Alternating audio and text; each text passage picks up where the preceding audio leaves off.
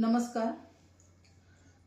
काल माझ्या वाढदिवसानिमित्त आपण ज्या लाख मोलाच्या शुभेच्छा दिल्या त्याबद्दल मी आपले सर्वांचे माझ्या कुटुंबाच्या वतीने खूप खूप आभार व्यक्त करते.